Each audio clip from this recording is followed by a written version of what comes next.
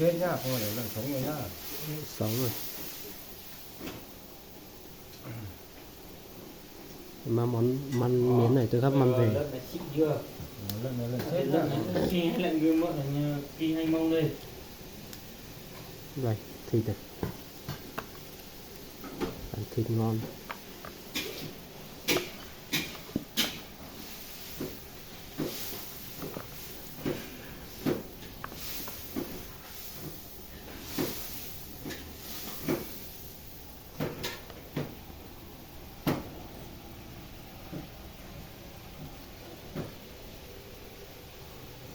Mỏi chưa?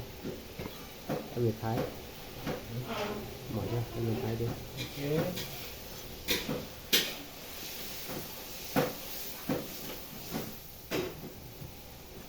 Đây.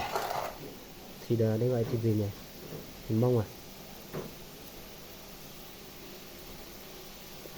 Tắm lách. Đỡ xanh lách.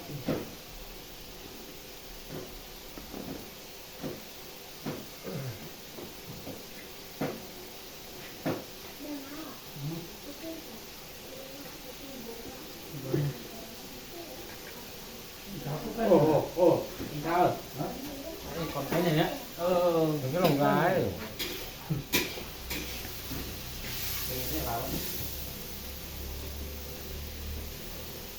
Cái lồng gà ấy, cái lồng gà có nói là xào mấy cái gì?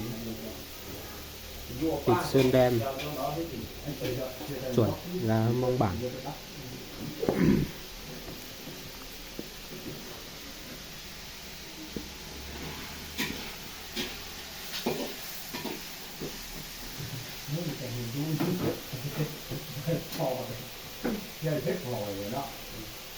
Mình cao lô lô mà nhí bỏ này.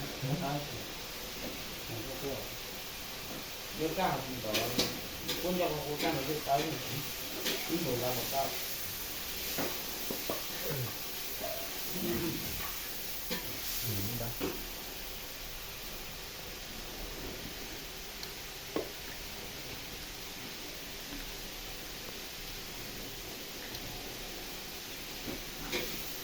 Cái món cứ dặn vậy đây nữa mà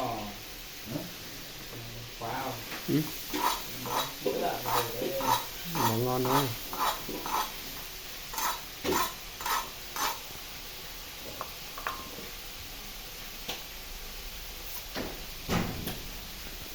Trong chợ mà một miếng như này họ lại làm được 30 bát phở. Rồi. Chỗ này, đi chỗ này nó lại làm được 30 bát phở. Cả phim nó cũng làm thế rồi, bây giờ cả phim nó cũng Nó làm nó phải lái chứ. Rồi mua trang rồi.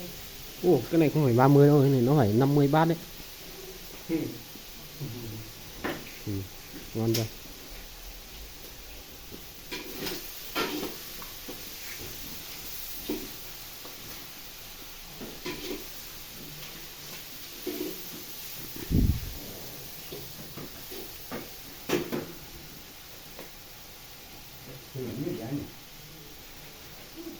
Toàn thì ngon hết.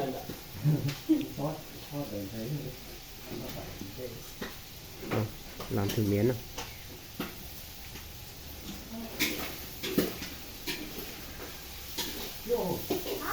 nó nhiều mấy chu nó mà chia chu liễu hay là chia phụ vệ khó không ạ?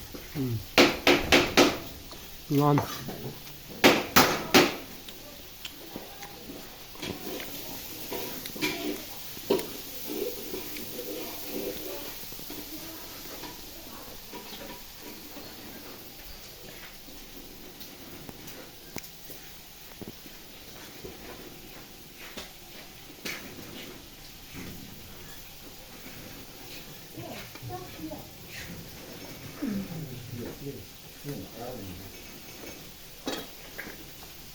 Cái quả cái nhưng mà không có bỏ.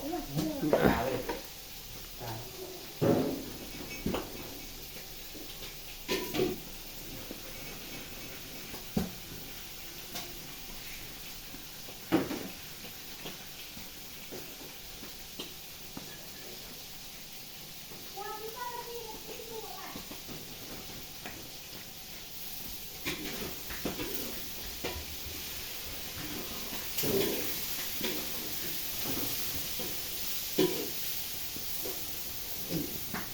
chuyên gia thái kịch của Vị Xuyên, của Vị Xuyên thật. Ngon chưa?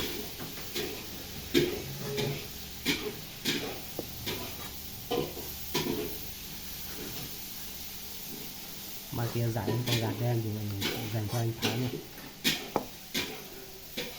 Không biết là ai giải đấy. Ừ.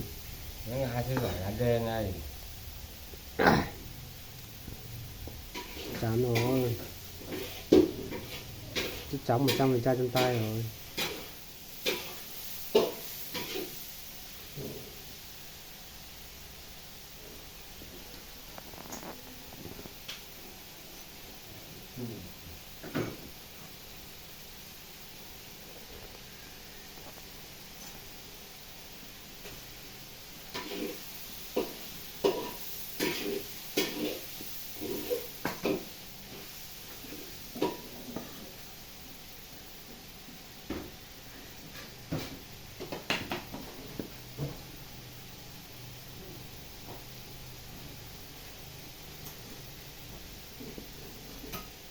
cho bộ những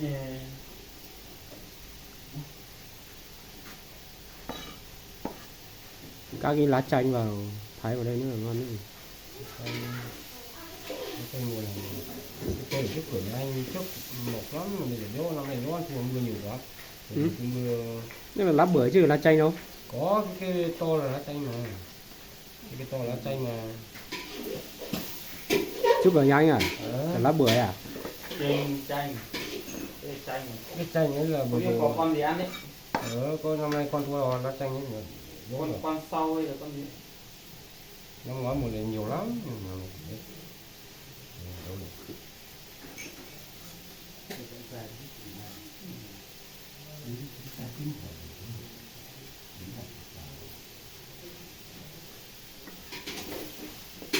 Cái con nó nổi này. Một con thế giới. Cảm ơn à? Thoải mái. Cảm ơn. Thoải mái đi. Được. Nè. Ăn nè. Ăn. Thế là ăn.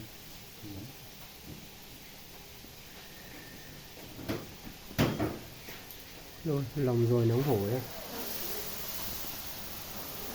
Lồng dê, ăn lồng dê, Lồng dê à? dê mà. Lồng ra. Lồng rồi nóng hổi rồi. Lồng ra. Cái này được bát cháo ngon, không có gạo nhỉ? Không có gì được, có đấy. Hôm nay để được thế này. Là trước cái kho rồi. Bây giờ còn sớm, bây giờ cũng là gì? Cho một bát. Cái gì nó cứ là cái kho nó mới cần. Bây giờ thì có nhỉ? Ừ? Bây giờ đó. Chắc còn là 10 giờ đúng không? Người ta kén. Hả? Người ta kén. Cái chắc họ cũng chỉ tầm